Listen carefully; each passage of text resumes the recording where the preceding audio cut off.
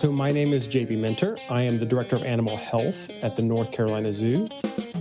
Hello, I'm John Rossi. I'm a touring drummer with a passion for animal conservation. When I'm on the road, I spend as much time as possible visiting zoos, aquariums, and conservation organizations. Now, I want to share those places with you. I'll be talking to keepers, vets, conservationists, anyone who can help me in my mission of connecting my people to animals through their people. Join me on my Rossifari. Hello. Welcome back to the Rossifari podcast. So, y'all, this week we have a very cool, very exciting guest coming to you from the North Carolina Zoo. This is one of two episodes in a row that I'm going to be dropping from the North Carolina Zoo, and this is with we're just going to call it what it is, a bit of an internet celebrity, Dr. J.B. Minter, who runs up the animal health department at the zoo. And what a cool guy. I was so excited to sit and talk to JB. So actually, this goes back to, I've talked to JB about being on the podcast before. We connected briefly at the AAZV conference last year, and I was hoping to snag him, and it just didn't work out. But when I was able to get back to the North Carolina Zoo, he was available. And so I got to go and talk to him and do a tour of the Animal Health Center, and it was just a really good time. And I'm excited to share the interview with you now. I do have to say, there's one part of this that if you listen to all of the episodes might sound a little confusing. And that is because I say that the episode that dropped before this, we talk about a salamander breeding program that they have at the North Carolina Zoo. And if you've been paying attention, you know that we didn't do that yet. And the reason why is that I was talking to some people today. I'm recording this on Monday before dropping this for Tuesday. And I was talking to some people, and they were veterinary related people. And I was saying that today's episode was going to feature Dr. Minter because everyone knows JB. He's awesome. And I was just excited about it. And I completely forgot that my original plan was to drop this next week and to this week drop the other episode that I recorded at the North Carolina Zoo. But since I had said that this episode was coming out tomorrow to people today, I was like, I'll just drop this episode. And then we got to that part and I was like, this is silly. And I could have edited it. I could have cut that part out or whatever. But honestly, I think it's really interesting and makes a really interesting point. So when you get to that and you hear me say, now listeners, you know that last week we talked about, just know that it's really, hey, listeners, next week you're going to hear all about this cool program. And it really is a really cool program. I loved my time at the North Carolina Zoo this time because last time we sat and we talked to keepers and we talked about training and all that good kind of stuff, which, all stuff that I adore. But this time I did 2 interviews covering 3 guests, covering completely different parts of the zoo. And I love when I'm able to get to a facility a couple of times and really show all the different sides of the facility. And so, we'll be talking conservation work at the North Carolina Zoo next week. But this week, it is all about the veterinary services there and about some in situ conservation and veterinary work that Dr. Minter does, which I just think is very cool. So, there's a lot in this one. It's meaty. It's juicy. I like it. We also talk about the fact that Dr. Minter has become a bit of a social media star. And kind of our feelings about that whole influencer life thing. If y'all listen, you know that I like to talk to people about that because I find it weird. So real quick, before we get to the interview, don't forget to make sure that you hit subscribe so you don't miss any episodes of this or Zoo News. Make sure that you are following along at Rossifari on the socials, at Rossifari Pod on TikTok. And if you're interested in supporting the podcast, you can do so for as little as $3 a month by going to patreon.com/Rossifari. So with all of that said, here is my interview with Dr. J.B. Minter of the North Carolina Zoo.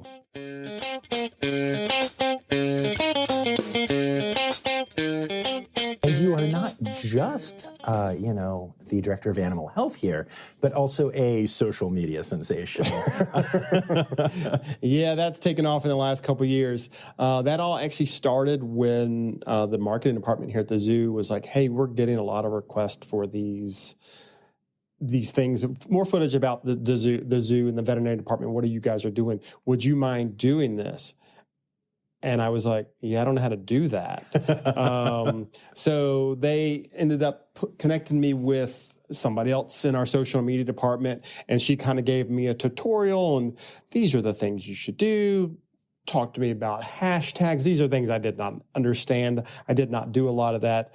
So yeah, and it's kind of blown up quite a bit. It really has, yeah. And I'm actually very curious. I personally have a really unique relationship with social media. I don't like it, but it is essential, and I do think it's a great conservation communication tool. So, I'm on the Rossifari social media stuff all the time, but have let all my own personal stuff basically die off because one is enough, one brand, so to speak. I'm curious what your take has been of it, especially kind of coming into it, I won't say against your will, but against your will. Very similar to what you just said. A lot of the stuff that I was doing personally has slipped. I don't think my personal Instagram page, I probably haven't posted on it in 6 to 8 months. My Facebook page, I have a young daughter, so it's one way to share images and things with my parents that are not in this area. So occasionally will post there, but it's still nowhere near. I mean, I'm posting on Instagram for the zoo 5-6 times a week. Yeah. And that, like you said, that takes up enough of my energy and effort that the other parts have just slipped. So I have to ask this, and I'm not, this is because I have this problem. I'm not picking on you because it's totally going to sound like I'm picking on you. But you are a doctor. Mm-hmm. You are a person who is really, really good at figuring out how to do incredible things with animals that sometimes we don't understand very well, and to deal with emergencies. And I mean, I have the utmost respect for vets. How frustrated do you get when, you try to edit a video and it doesn't work? Do you have these issues where you're like, I am a doctor, why can't I do this? Yes, but I have also now watched enough things about posting and running the social media that a lot of them are now saying it doesn't have to be perfect. Just do it. People want to see the content. They don't. And I have found that some of the ones that I put out in 10 seconds get more traction than things that I've tailored and tried to really make really, really nicely. So I just go with it. Yeah, that's good. I have several people, close friends of mine, that will send me, hey, you misspelled this word. You did this wrong. This is not right. And I'll go in and edit it and do a few back edits. But again, when the footage is out there, you're not really changing it. Yeah, no, that's good. So yeah, I've given up. I've loosened up a little bit. It doesn't have to be perfect. Just get it out there, let people see. Because what I'm doing is just pulling the curtain back, and letting people see. I mean, a lot of obviously we did Secrets of the Zoo, North Carolina. So that kind of did that similar thing, but this is just a continuation of that. And I show some really graphic things. You do? And people say, I get the comments, oh, you shouldn't have done that. And it's like, you know what you know what this account is about. Yeah. You know what I'm going to show you. If you don't want to see that, you probably should unfriend me. Yeah, no, that's very real, and that's cool. I'm glad. I actually had a similar thing when I first started the podcast. I was an over editor, and I didn't know that. I just wanted to make, and I didn't care about myself that much. I wanted to make my guests sound like everybody was the most brilliant person. No one ever said an Y'all didn't even breathe on my podcast. I would go out and pull out, breaths sometimes. Deep breaths. Yeah, right. And people were like, "Why is your podcast so sterilized?" And also, I make a bunch of dumb dad jokes and puns in my regular life, and people were like, "Also, where did you go?" And I was like, "Oh, okay."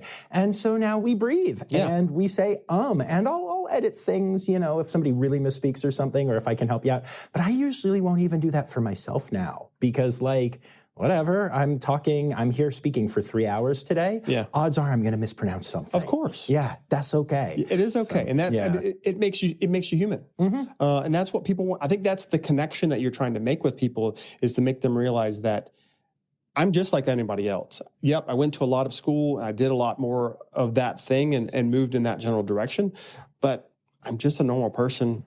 I'm sitting next to you in the restaurant eating. We're doing the same things. I go home. I'm tired. I deal with the 4-year-old. I deal with the same things that everybody else is dealing with. Just I come to work and I do some crazy things at work. Yeah, no, makes sense, and I think that's very cool. I'm really glad that social media and podcasting and all of that has kind of gone in that direction, because the search for perfection is just not real. Yeah, it's futile. Yeah, absolutely. Very cool. And I'm curious. You mentioned though that it does create that authenticity and kind of connection a little bit. Do you ever have the experience of somebody that you have never seen, never met, never heard, who knows you now from the show, what is that like for you? Because that's my world now too, and it is cool and weird all at once. It's in this town, it happens a lot more frequently, and oftentimes it's little kids. Oh, that's amazing. It's the little kids, and they won't come up to you. They'll just stare at you from a distance. And you're just like, I mean, it's a little creepy to begin with. I'm not going to lie. But now that it happens frequently enough that I actually wave to them, and you can see them turn to their parent and say, and they'll tell you their mom or dad that's so-and-so. And they'll whisper, you can see them whispering. And then I will approach. Once that happens, I oftentimes approach. Again, it gives it makes the kids' day. No, that's really cool. Now, it's happened further away from this town. It's happened in Raleigh, which is an hour and a half away from here. Still, not that big of a deal. It's North Carolina. It's expected. But when you get out of state, it gets a little weird because you don't expect it. You're not expecting that thing. People will come up to you. I've had people come up to me on an airplane and say, "Hey, are you that doctor in the TV show?" And I was like, and I'll say, yes, I am. And then the conversations branch out from there. But yeah, it happens in this area a lot more commonly than elsewhere. The TV show it was only one season. Right. I mean, I've got colleagues that are in some of the other ones that are happening, and they get recognized a little bit more frequently than me. I don't know if you know Priya very well. I know Priya. I love Priya, and everybody sees Priya, and it's like, it's Priya. Yeah. So I don't get that. Right. But I'm bald. I'm a little bit more. I'm pretty recognizable, but yeah, it happens. That's funny. Yeah, I was at Greensboro yesterday, and I've done a lot with the Greensboro Science Center, and I'm pretty well known there. And one of the docents, I guess, has started listening. Hi, Pam. I know you're listening to this right now, so I'll just say hi. And it was so funny because she looked at me, started to look away, and her head snapped around so fast. And I am not an egotistical person at all, but I wanted to play, but I was like, I don't really know who this person. I just wanted to look at her and be like, yes, I am him. But I didn't. I was a good boy, and we actually had an amazing conversation for like 40 minutes. It would be even funny if you were like, "No, I think you're mistaking me. That's not me." But yeah, it's cute. And again, I really like it with the kids because I like connecting with the kids, right. And that is kind of fun. That's really cool. Yeah, I could tell you some weird stories too. We've talked about some on the podcast, but that's not actually what we're here to talk about today. I find it so weird because I feel like all of us that do this thing, there's not like, I don't know, I hate the word influencer, but we have enough followers, and there aren't influencer cons. Yeah. So we don't get around much and talk about this very often with each other. No. And it's you're just in your own world. I had this video go the most viral of me playing drums with an elephant and then the elephant playing drums with me. And it was cool. Amazing. And this was up at Buttonwood Park Zoo. And it has been seen on various different channels by more people than the last 2 Super Bowls combined. We're talking hundreds of millions of views. It's very crazy. Cool. And not only would I have not expected that to happen, but as it was happening, I was on a walk in the woods with my wife and our dogs, and my phone was exploding so much I thought something was wrong, and that's when it started going viral. And I was walking in the woods. Yeah, a thing I had done a couple weeks before that. Yep. Went viral, and I was walking in the woods, and Questlove was sharing a video of me playing drums with an elephant, and Justin Timberlake was liking it, and I was like, I'm throwing a stick for my dog. And that's just a hard thing to explain to people that haven't been there, So I always like to talk about it a little bit because it's so trippy. It is. I mean, the first time someone reaches out to you and because obviously people start DMing you and let's do this. And I'm like, no, I don't, this is beyond what I want to do. So yeah, it's It's something I do. It's part of my job. Now everybody, again, I get a lot of, oh, you're the influencer, you're the vet on, and I'm like, yes, but no, all at the same time. Yeah, no, definitely. That's interesting. Cool. All right. So let's talk about the actual, I guess, work you do here. Okay. Like outside of social media. Yeah. I was going to say, that's a very small part of what I do every day. Yes, no, of course. Actually, tell me before we get to here, like how you got here. What was your journey? Did you always know you wanted to be a vet? All that good stuff. Growing up, when I was very young, I thought I wanted to work for National Geographic. No.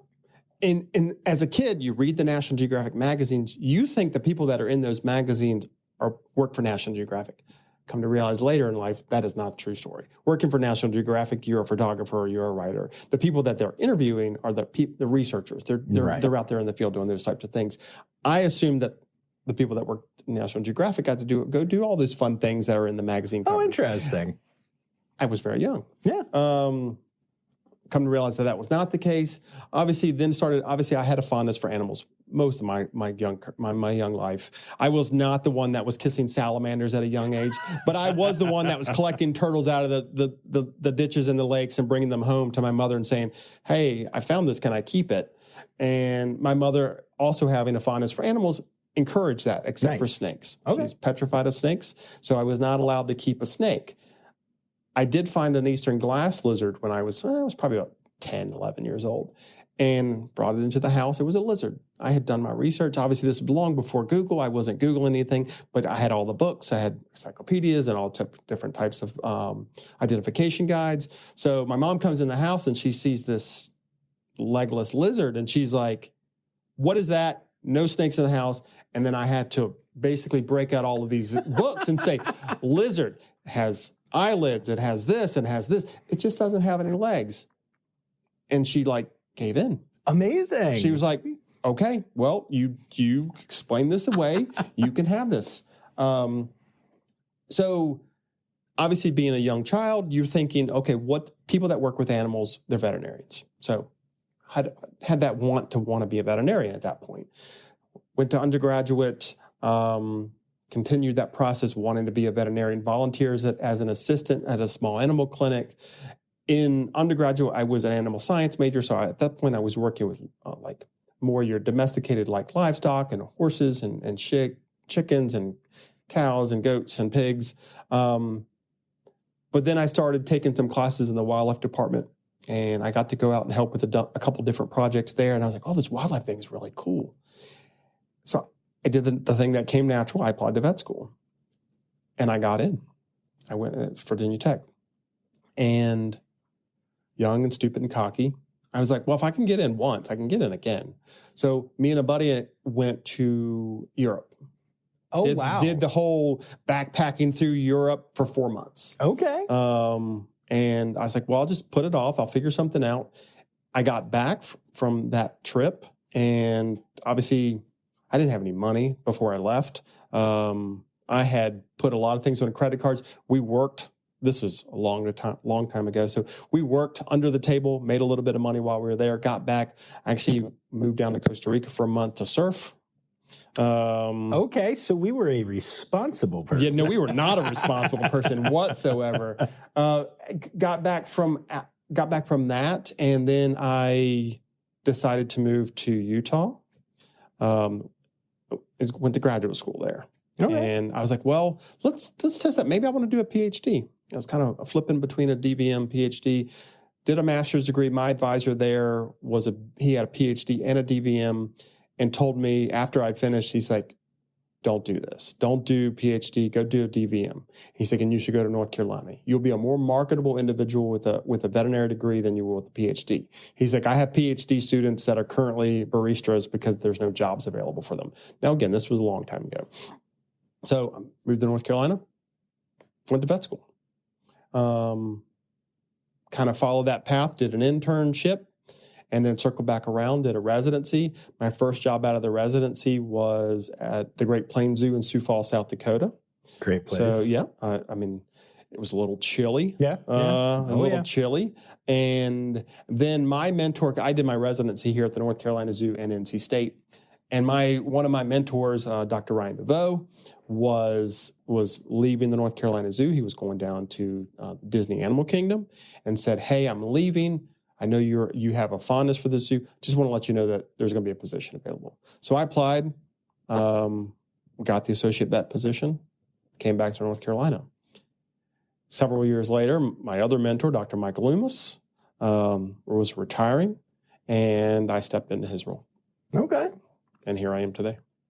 Very cool. Mm-hmm. Very cool. It's interesting that you were so driven to do the thing, and then you drove off course a little, took a little detour. Took a little detour. Yeah, but then got right back to it. That's Yeah. kind of cool. I dig that. Yeah, it was, again, I now look back and I did things that I probably couldn't do now. Right. Like, you can't walk away from life for 4 months now. And that was something I was able to do then. And it honestly shaped me quite a bit. Because again, to me, travel is one of those things that opens up your eyes to a lot of things. Getting out of your own backyard really will open your eyes. Now, obviously, it's Western Europe. So it's similar, but different all at the same time. So yeah, it was an experience I don't think I could emulate now. Yeah, no, I totally get that. My best friend and I, we love each other dearly. We see the world very differently. It's amazing that through all of that, we have stayed best friends for 20 plus years. And he is very big on get the highest paying job. Don't care if you love it or hate it. And make as much money as you can, and save up. And then when he's older, retire a little bit younger and go and see the world.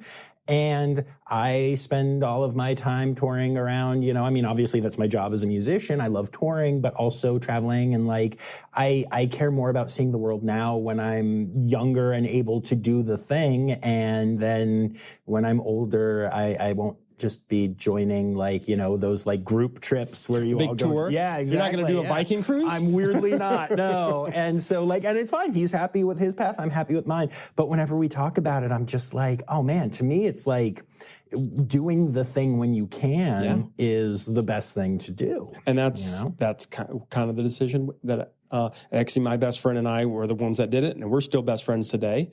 And again, it's probably one of the better experiences that I've ever had in my entire life. It's awesome. Very cool. So again, it's great. Yeah.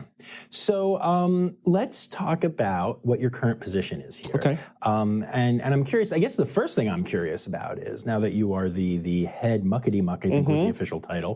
Grand Poobah is what I'd like to be called. Nice. I like it. Yes. Are you still hands-on doing a lot of vet work? Less, for sure. How do you feel about that? It took me a little bit of time to get used to that. I'm getting more. I still dabble. Okay. I'm able to go see clinics. The good thing is that me and my associates are pretty well connected. We round in the afternoon. Even if I don't see clinics for a week and a half, we're talking every afternoon so that I'm up to date on all the cases. But they do most of the work now. We still train residents here. I still take an active role in making sure our residents are well trained. And again, the good thing about being the Grand Poobah is that if there's a really cool, fun thing coming up, I can step in when I want to. I also like to make sure that I have connections with the curators and the supervisors. So even if I'm not actually seeing the animal, I may step into the room. I may be there to engage with the animal care staff, just so that we're still connected, so that we still have that relationship. And again, I can kind of oversee things. A lot of times I'm there to play safety officer to some degree, make sure that the procedure is going smoothly. If things go wrong and they make a hard left when they're not supposed to be, I can be there to assist if necessary. That's cool. That's very cool. And what is the makeup of your team right now? So the team is changing. So currently there is myself, and I have 2 associate veterinarians. I have a veterinary registrar who's also a licensed technician. Oh, that's really cool. Yeah, so she can step in if there's if we're down a staff member, which we're currently down to, so she can step in and assist. She has a lot of that knowledge, so that if for working with medical records or entering data, she doesn't have to come ask me like, what does this mean? She understands what that means. if we're fully staffed, we have 5 licensed technicians in the hospital. One of those acts as a hospital manager. And then we have, like I said, 4 other technicians that will work in the roles of being medical, which means they're assisting the veterinarians. We also have a fully functional laboratory, so we're doing in-house CBCs and chemistries, fecals, cytologies, urinalysis, all kind of in the hospital, so they can fill into that role. And they can also assist with quarantine or animal care, like if we have got something in the hospital or something in quarantine. We have an animal keeper, so we have a hospital keeper. And then the North Carolina Zoo also has a fully functional and wildlife rehabilitation center. So we see all native wildlife in North Carolina except for your rabies vectors. We don't do skunks, we don't do foxes, we don't do coyotes and raccoons, but we see everything else. Everything from your little songbirds and your opossums and your squirrels all the way up to North American river otters and black bears. So that team sits over there. There's 2 full-time staff members over there. They have 3 temporary staff members and then a cadre of interns and volunteers that make sure that center is up and running. Now, with the expansion of Asia, we're going to be expanding a little bit more. So we're going to get some more technical staff and the support staff into the hospital. The North Carolina Zoo is also hopefully to be hiring its first nutritionist. Oh, that's cool. Hopefully this year. Okay. So currently we have a commissary manager that manages ordering and things. That most of the nutritional decisions are made by the veterinary staff. But we're going to be hiring a nutritionist to help assist and run the commissary. Nice. That's very exciting. Very cool. Yeah. And speaking of the Asia expansion, I know I've already talked to the PR team. I'll be back. We're gonna do something with that. But I noticed red pandas aren't on the list. I know they're not. What's going on? Come on. They were. I will tell you. They initially there was chat about them. They were on the list. Our neighbor, Greensboro Science Center, has red They have so many, they could just give you some right now. I know that's not how this works, but they could. So trying to do, obviously we're close enough trying to do things that are a little bit different makes sense. Obviously we can't get away from not doing tigers. Right. You're going to open Asia, you should have tigers. Yeah. So doing something a little bit differently. I've also seen that maybe this far south, red pandas, this is not an ideal situation for red pandas. You'll talk to different people and latitudes on where red pandas are really good. Obviously coming from their home location, North Carolina in the summer, it gets real hot. Yeah, absolutely. So doing things a little bit differently. So the tigers will be, and we're obviously not going to get the big Amur tigers, which again, gets hot here. Yeah. So we'll probably get a Southeast Asian tiger. Okay. So. Yeah, cool. I can let it slide, I guess. Okay. Yeah, all right. No, I'm excited to see this expansion. I really Me too. Cannot wait.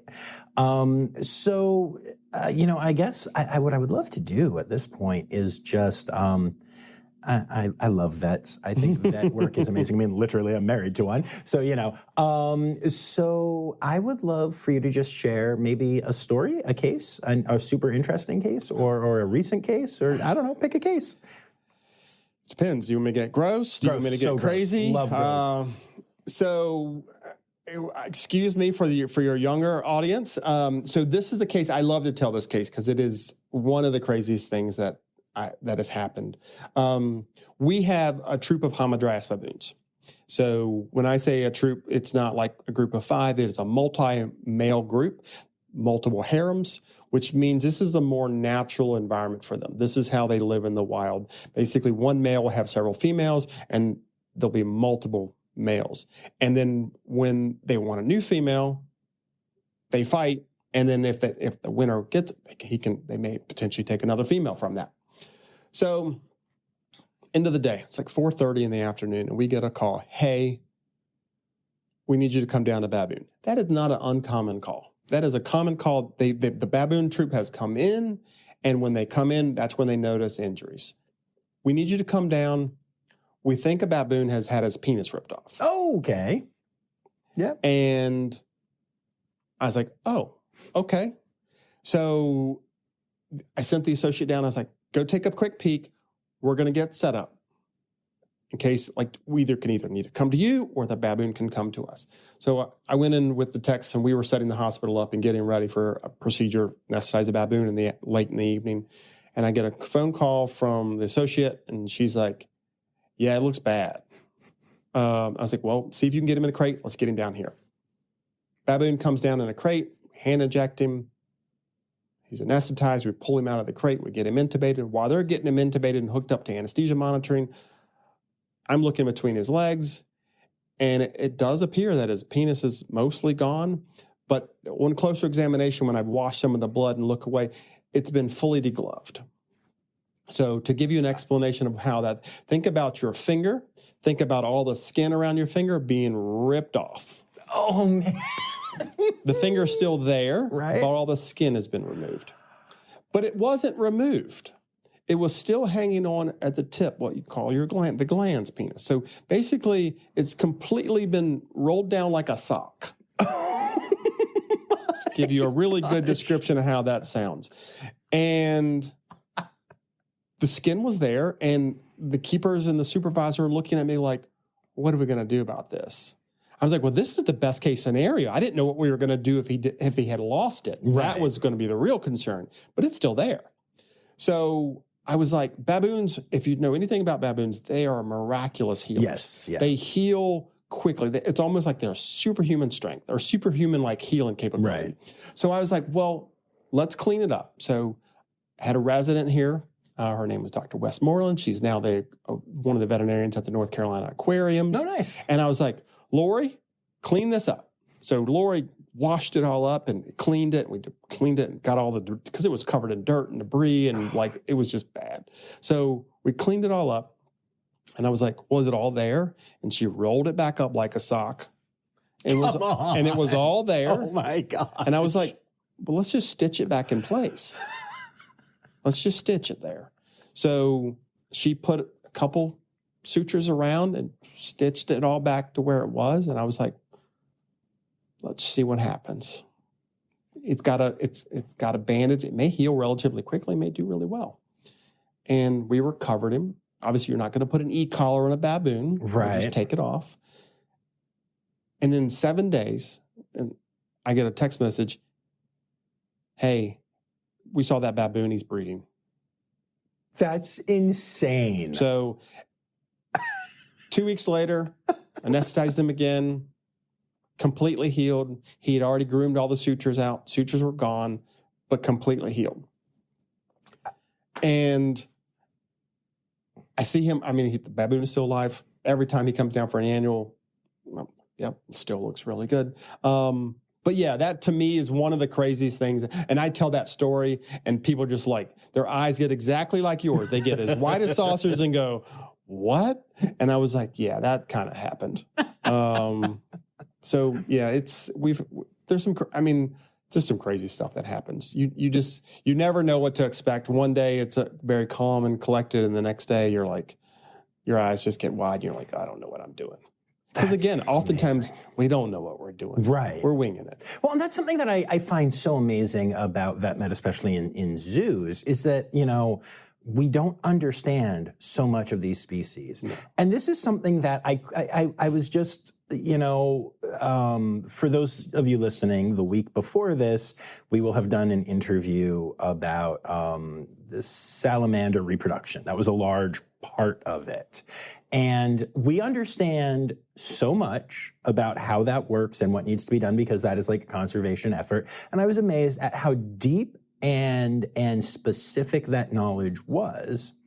And as they were talking about it, all I could think about was we have this amazing understanding of the different species of salamanders and how they work. Some of them, we still don't know at all and are figuring it out. We're still finding salamanders, brand new species. Right, yeah. And that's the thing. Like in the last 2 weeks, I've reported on at least 5 different new species being discovered of different animals. And there's so much we don't know. And it all ties back into every time I talk about this, I have to give a shout out to the Wild Animal Health Fund because they are helping, people research and find out what we don't know yet.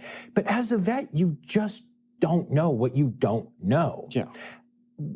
I guess my biggest question about that is not like anything real deep, but it's psychological in that it's like, how do you deal with that? Like, as you're looking at it, the sock penis, how do you I don't know, what have you learned to do as a vet to make yourself handle that situation so calmly? I do think there has to be a personality trait that can accept that, because I definitely know veterinarians, friends, colleagues that could not handle that. Because they don't know, they get a deep-seated fear and they freeze. But it has to be a common trait amongst zoo veterinarians, because the literature is missing giant holes where you're just like, well, I don't know. Right. And then you start thinking, I was like, well, what's the closest species related to that one? What do we have information about that I can potentially utilize? Or do you feel comfortable making that jump? Hey, this has never been done in this animal. It's been done in this. Can we try it? And do you feel comfortable trying it? So it is definitely a trait that I think most zoo veterinarians share, that they like that experience of being MacGyver to some degree. So I mean, we just have to wing it sometimes, and that's, you have to be comfortable doing that. You have to be looking at the edge, going, I'm going to step off and just see where it goes. But I definitely know veterinarians that, like in small animal, that could not do that. Right. Couldn't do it well. Right. So and then that's why I think you have a lot of people that when they hear the term exotics, zoo, they're just like washing their hands. I don't want anything to do with that, because I don't know and I don't feel comfortable making those leaps. And you'll get a lot of clinicians that are just like, I don't do exotics. Well, why don't you do them? Why don't you do them? Well, it's because you don't feel comfortable doing them. You could, I mean, just like you didn't feel comfortable doing a tooth extraction at some point in your life, you can get comfortable doing other things. But yeah, I think it's that leap that a lot of people just don't want to make. Yeah, no, that makes sense. I remember I kind of learned that we had a pet chameleon, and it ended up being impacted with eggs and passing away, and we did not. I'm still confused how what we were clearly told was a male chameleon had that happen. But hey, whatever, these things happen. And I remember we took the chameleon to Penn Vet, to their exotics, because they had exotics back then. Yeah. They don't now, which is so sad. The doctor who was doing the thing was speaking to the students and was like, okay, so what should we do here? And they were all like, it's a chameleon. We don't know about chameleons. And she was like, well, what's the research say? And one kid was like, I don't think there's research on chameleons. And I'm sitting there like, oh, bull. There has to be research on chameleons, because they're like a pet and they're in all kinds of zoos. And she's like, yeah, no, there's really no research on this. But turtles, and I just remember my brain going, I'm sorry, are you going to treat my chameleon based on a turtle? Because I know turtles and I know chameleons, and they're not the same animal, but there is a lot of research on turtles. Yeah. So you start there and you move on. And that has always stuck with me. Yeah. It's crazy. And you just mentioned the Wild Animal Health Fund. And like you said, I'm a big proponent of the Wild Animal Health Fund. And a lot of the research that's coming out of the small grants that they apply, that you can get through them, is actually filling in some of those smaller gaps, where it's like, well, this is done in turtles. We've got 50 chameleons. Let's try it on 50 chameleons. Let's see if this drug works the same way from a turtle to a chameleon. And what we're finding is, a lot of times, no. Right. It doesn't. It's not the same. So you have to do that additional research to say, hey, we had been doing this dose for turtle. We've been doing it in chameleons, and it's wrong. Right. Yeah. No, it's fascinating. And you gotta keep doing that, and we gotta keep putting out the research, which is a real big thing about our residency program here. We are always working with our residents to publish, do research. We are trying to produce not only clinicians, but clinical scientists. We want our residents to continue to go out there in the world and continue to fill in those gaps. Yeah, no, that is really important. I really love that. I'm curious. So the AAZV has their conference, which is a great place to connect on all of that.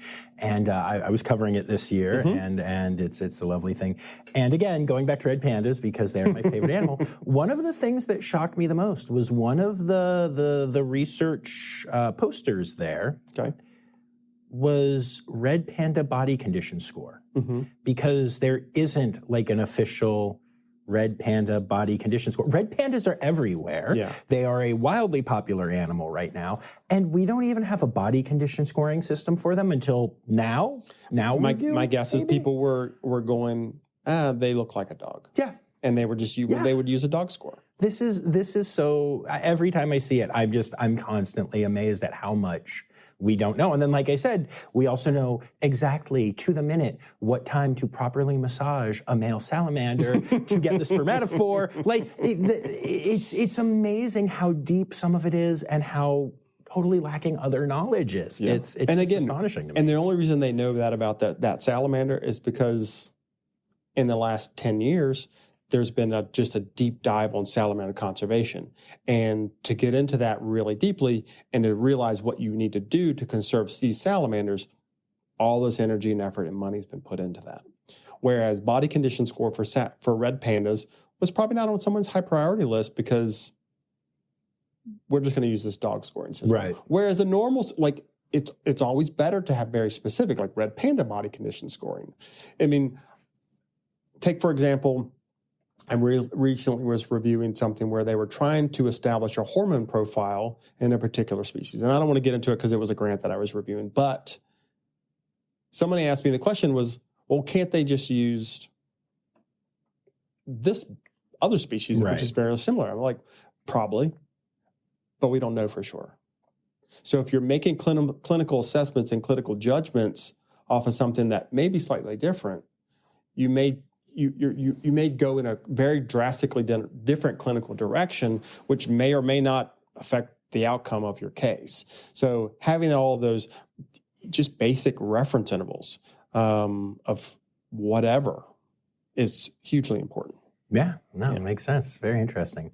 So I know that there is no average day because animal emergencies happen, obviously. But this is a huge zoo, like a huge facility. I cannot even believe it's expanding. This is going to be so cool. And, you were mentioning that you have the wildlife rehab and everything. So, like, what is a normal day like for you? But I also know that you're doing the vet thing, but also the administrative side. But I'm like, so just for the hospital in general, what is an average day like? I say the normal day would start with, we round every morning at 8:15. That's my entire team gets together and we discuss cases that happened the day before. So we want to discuss it that way. Everybody on the team is aware, hey, we did all these things. This is the outcome of those things. This is what we're going to do moving forward with those particular cases. We also talk about the cases that are going to happen that day. So, hey, we've got to go look today.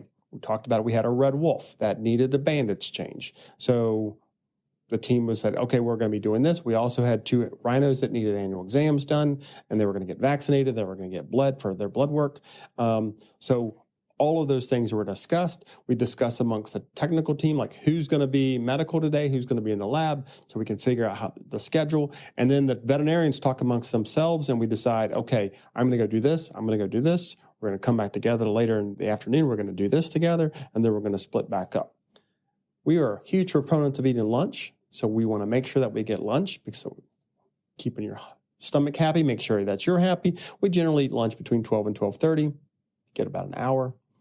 The afternoons are typically set aside for any type of rechecks. Small, like I just need to run by and take a look at this thing. I've already treated it. I just want to see how it's doing. Sitting down to write medical records. No one ever thinks about how many medical records you have to write at the end of the day. So writing medical records. And then later in the afternoon, that's when we generally see the cases at the Wildlife Center, when the Wildlife Center is up and fully running. Right now it's in the wintertime, so it's pretty slow. And then even later in the afternoon, about 4 o'clock, we sit down, the veterinarians, and we oftentimes will have veterinary students with us or residents, and we will round about all the cases that we're seeing that day. And that's more of a not just updating about what's going on, but hey, you saw a particular case. This is the treatment plan that I've got moving forward. That way I'm aware of it in case the next time it needs to be seen, I see it and you don't see it. Now, my day sprinkle in there, it's, you have a meeting at 2, you have an interview at 10:45, different things. And then there are certain days that there's standing meetings.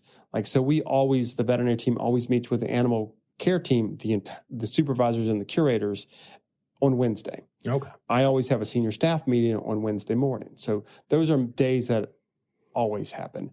And then the 3 veterinarians, we always have, every week we try to establish an office day where, hey, I got just a lot of things I need to catch up on. I don't do any clinics this day. I'm always off clinics that day.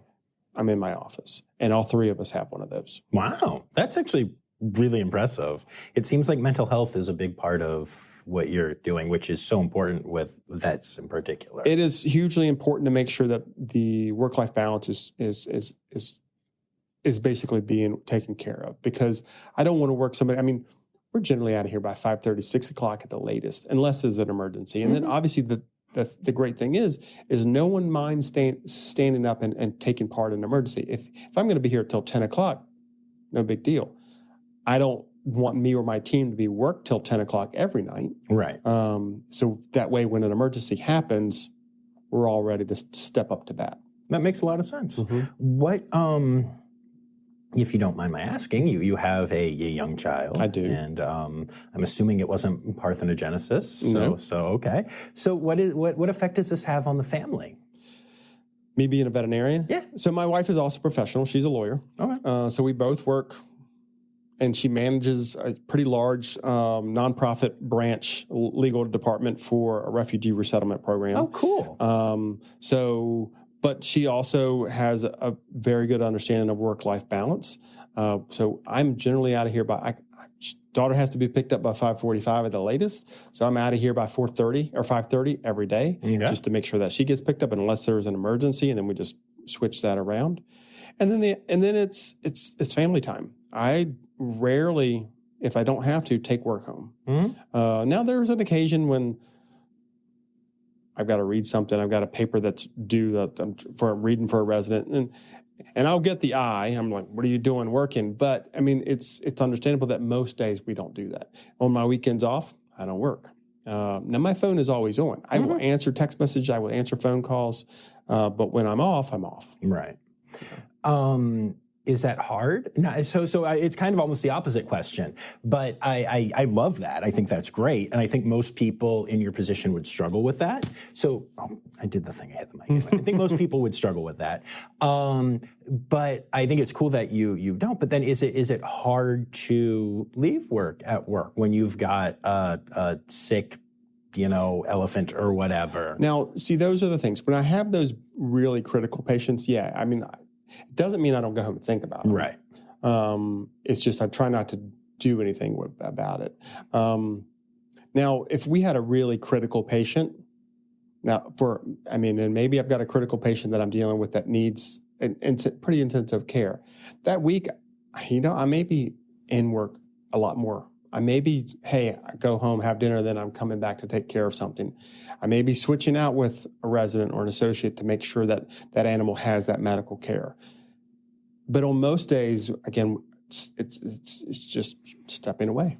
That's awesome. Because again, there's only so much I can do. If I start to break down, I can't provide the care that's necessary to make sure that those animals are taken care of. So I got to take care of myself just as much as taking care of all the animals in my under my care. That makes sense to me. Yeah, got to keep you fresh for that Instagram posting. I mean, taking care of animals. Sorry. Well, the good thing is, like the Instagram, I rarely have my face on it. I'm like, it's always other people, so I can be like, I don't care how tired I look. So that's I find that fascinating. For those listening, I know I've talked about it on here sometimes before, but the suicide rate amongst veterinarians is sky high. There's an organization called Not One More Vet that is trying to help that problem, and I think they do amazing work, but the numbers aren't great, and so I think it's really cool that you found that, Well, and I think I do think that we have it a little bit easier because one of the bigger things that we don't have to deal with, so we still have the crushing debt. Obviously, all veterinarians have that. But the other thing that we don't have to deal with the financial, sometimes with the financial gap that you will have. As I did small animal for 1 year before I got into the residency. And when you have that client that comes in that has that pet and they just don't have the finances, I can fix it, but they don't have the finances to fix it. That is hard. Yes. That was really hard. When you got this client coming in, it's only going to cost $2,000 and they could fix it. And I have to tell them no, because it's not my clinic. I can't just give away the services. And then they look to you and say, you're heartless. And that's hard. That is real hard, because we don't get into this job because we don't love animals. We don't get into it because we want to crush people's hopes and dreams. But there is a financial responsibility to owning a pet. And the good thing is now with pet insurance that are coming out, with the care credits where you can apply for a particular additional credit to help fund those types of things. But some people just don't get it. No. I mean, this is my life, because my wife is doing that right now. Yeah. She wants to do zoo vet, but for right now is that. And both when you said how many records there are, that's astonishing in and of itself. But beyond that, I mean, I can't tell you how many times I hear a story where she's working overnight emergency right now, and a patient will come in and the owner will be like, well, my budget is $150. Yeah. And the initial exam fee is $150. And it's like, that means I have zero. And that's hard. And like you said, this is a person who did this job because she loves animals. And I know that's really, I can't, it's awesome that you don't have to worry about that, as much as zoos. I know you have budgets. We have a budget. There is, I mean, it's not unlimited, but I don't have to go to the keeper and say, hey, you need to pony up $2,000 for this. Right. They just come to me and they say, hey, what can we do? And I'm like, oh, oftentimes for us, it's not, we don't have the money to do it. It's, can you do the post-care? Do we have the knowledge to even attempt to do what we're going to do? But it's oftentimes, they're different questions. It's not as often financial. Right. Yeah. That is very cool. And I guess I just want to ask at this point if for another story, because I love that stories, and that last one was so cool. And I know you have a bunch. So I think maybe one more of those. So I'm going to tell you something that's outside of, so obviously some other work that I do. The really good part about what I do is obviously I get to work here, which is great. I work with a great group of people, both within my team and within animal and the other sections of the zoo. But a really fun thing that I get to do within my job is I do a lot of work in West Africa. So I do elephant conservation. And this is a project that I inherited from my mentor, Dr. Mike Loomis. And I started going with him when he was here, and he's now retired, but he continues now. We go together we're now working in Cote d'Ivoire. Initially we were working in Cameroon. But I'm going to tell you the first time, this time I got chased by an elephant. Oh my gosh. So Mike, we had gotten up the morning. We generally get up relatively early in the morning before the sun comes up because the parrots are squawking. So we had gotten up. Mike looked at me and said, I don't feel good this morning. I'm going to stay back at camp. You got this. Perfect.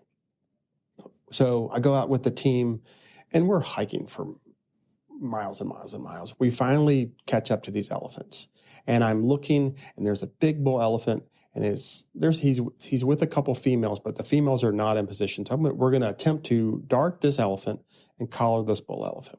So I darted the elephant, and if you've ever seen a projectile like a Dan and Jack dart, it's got a big pink fletch, or the end of the piece is pink. So I see the dart hit the elephant, and I see the pink fall down to the ground. So I looked at Desiree, who is one of our technicians that we've been working with. Mike's been working with for 20 some years. And I said, the elephant got hit, ran. All of them ran away. So I looked at Desiree. I was like, I don't know if the dart stuck. I saw the pink tailpiece fall. We should go look for it briefly before we chase the elephants. So we run up there. It's me, him, and the tracker. We run up to this spot, and we're milling around looking. And all of a sudden, I hear the sounds of the bush opening up. And all of a sudden, this big bull elephant comes barreling back through where we're at. Oof. So I get behind a tree that's probably, I don't know, it was a decent-sized tree. It was probably 2 foot across. So I get behind this tree, because you're never going to outrun an elephant. So I get behind this tree as this elephant zooms past me. And he's chasing, the tracker runs. Runs. Desiree's behind a tree, the tracker runs. So I've gotten behind this tree, Elephant run past me. I've got the gun in my hand, and I'm standing there waiting to see I'm watching him, trying to see what he's going to do. And all of a sudden, I hear some rattling in the bush behind me, and I turn to look, and there's 2 adult females and their juvenile calf. And they're 20 yards from where I'm standing. Wow. So to one side of this tree is the big bull. Behind me is these other three elephants. And I'm thinking to myself, this is not good. Yeah. So I'm watching them, watching him, watching them. And now this adult female comes up, and she comes up quite quickly. So I circle around the tree. As she comes around the tree, she reaches around and smacks me with her trunk.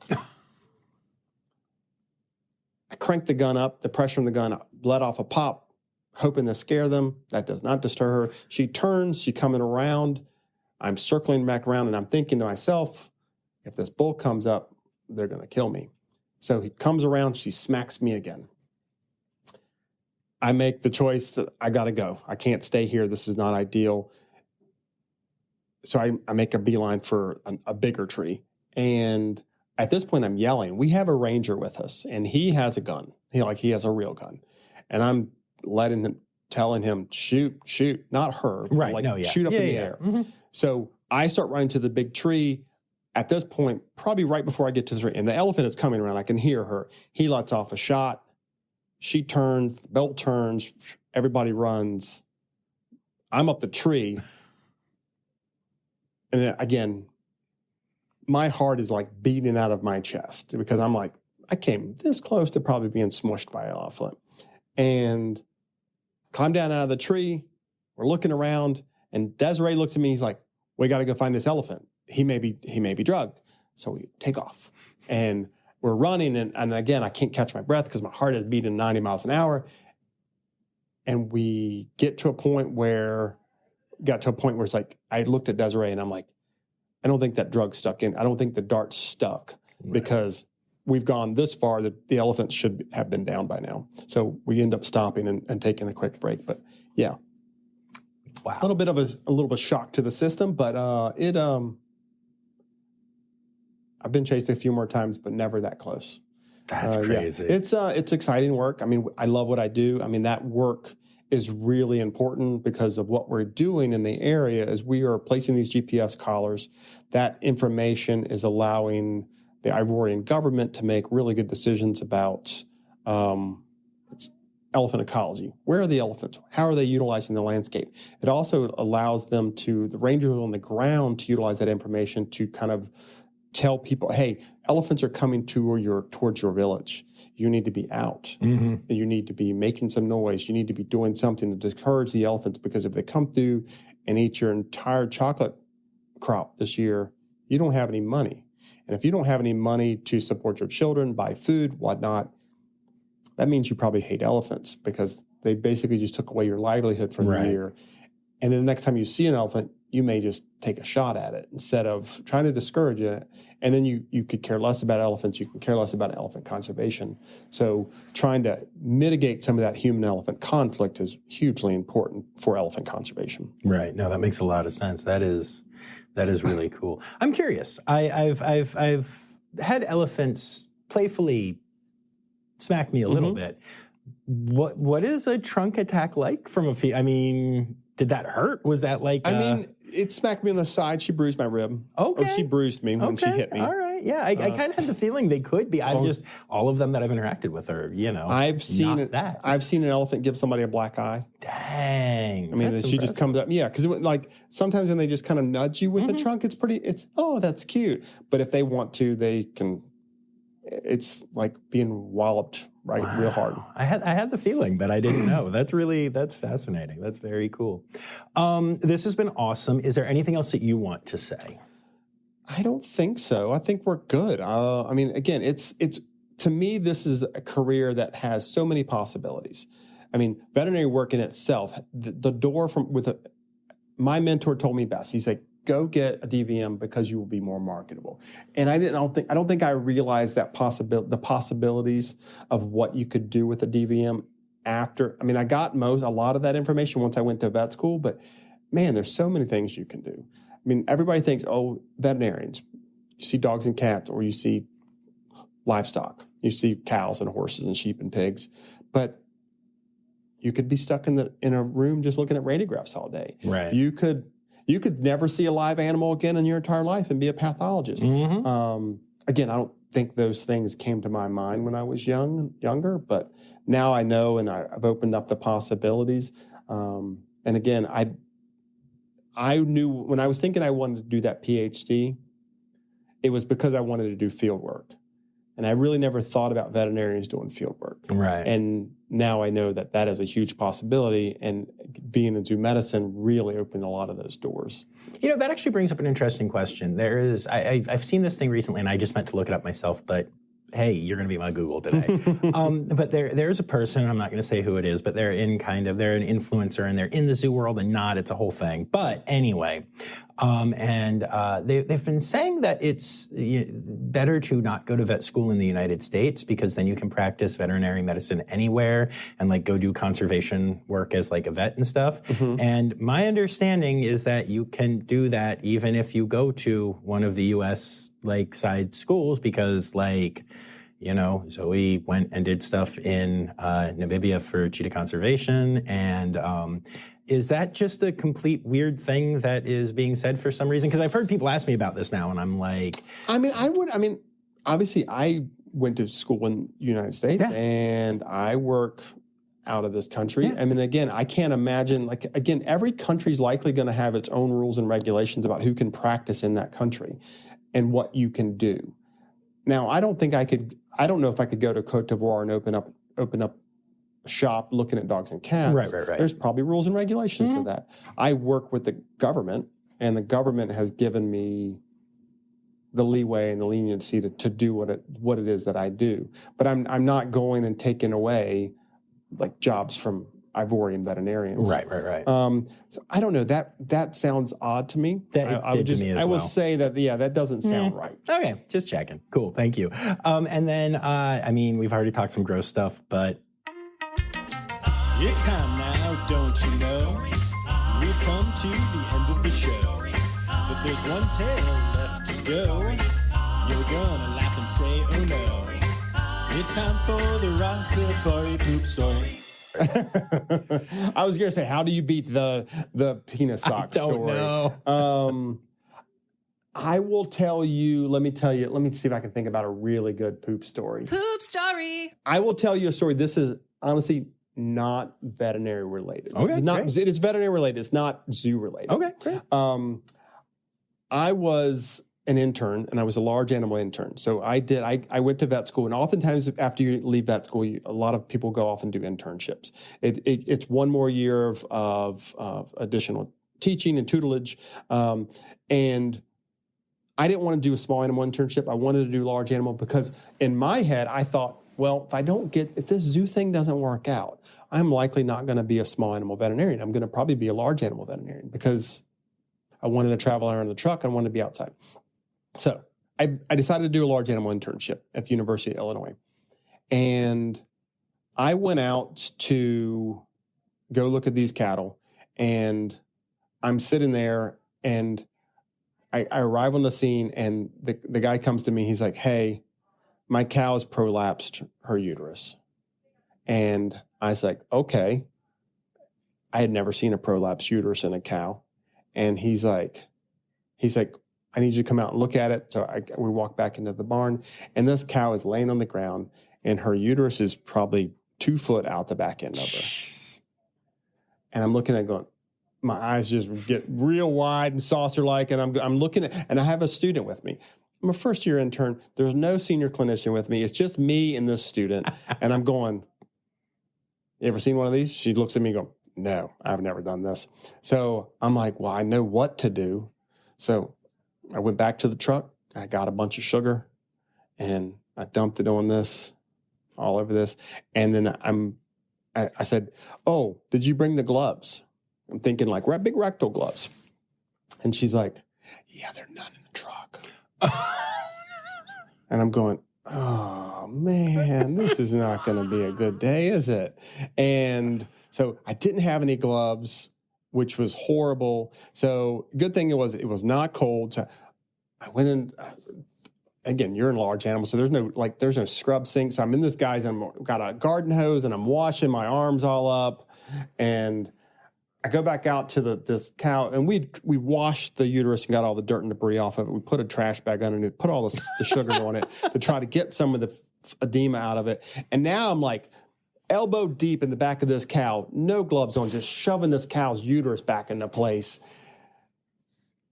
And I had been taught a trick, and I had never done it, but I had been taught a trick that, hey, if you have a Pepsi bottle, you can shove it into place of where that, like when you re-involute the uterus, you can push this Pepsi bottle up in there and get the horns back into where they're at. So I'm doing all this, and I'm shoving this uterus back, and I had done a block, but she's like, uterus keeps coming, like I'm pushing it, keeps coming back around, and I'm sitting there thinking to myself, I'm like, am I sure I want to do this career? But I'm pushing it in there. It gets better. So, like I said, the cow's on the ground. I'm elbow deep. She takes a big poop. I'm lucky it didn't get in my mouth, but it went all down my chest. And now she's got a poopy uterus. And I'm just like, oh, God, what is going on here? So my student went and got a hose, and we hosed everything back off, and I'm just like, and I finally got everything back in there, and I'm holding it in there, and I'm like, I've got the student, and she's going to put in a stitch to close everything up just to keep everything contained. But yeah, I walked away from that just with uterine fluid all over me and cow poop all over me, and it was a day. That's amazing. It was a day. That is amazing. One quick question, just because you mentioned it very briefly, but can you explain the sugar thing? Because that was almost the weirdest part of that to me. So obviously, if you've got something that's very edematous, so that uterus came out and it became, circulation wasn't really good and had a lot of edema. If you put sugar on stuff like that, or a prolapse, if you've ever seen, you may not have ever seen this, but like a frog, if it prolapses part of its cloaca, if you put sugar on it, the sugar will suck. It acts as a hypertonic solution, basically solute, and pulls moisture, pulls fluid out of that tissue. So it shrinks the tissue down, the sugar, because the sugar is pulling that stuff out. And then you can hopefully push it back in real fast and get it closed up. That's amazing. So, I did not know that. Yeah, I had you're saying all this other crazy stuff, but in my mind, I'm like, why's the sugar there? I mean, and honestly, and then he was like, why was there sugar in your truck? Yeah. But there was a bag of sugar and 4 exactly that, and 2 Pepsi bottles that my mentor just kept in the back of the truck. That's amazing. Wow. Awesome. Thank you so much for taking the time. Oh, you're to do very this. welcome. It's been great.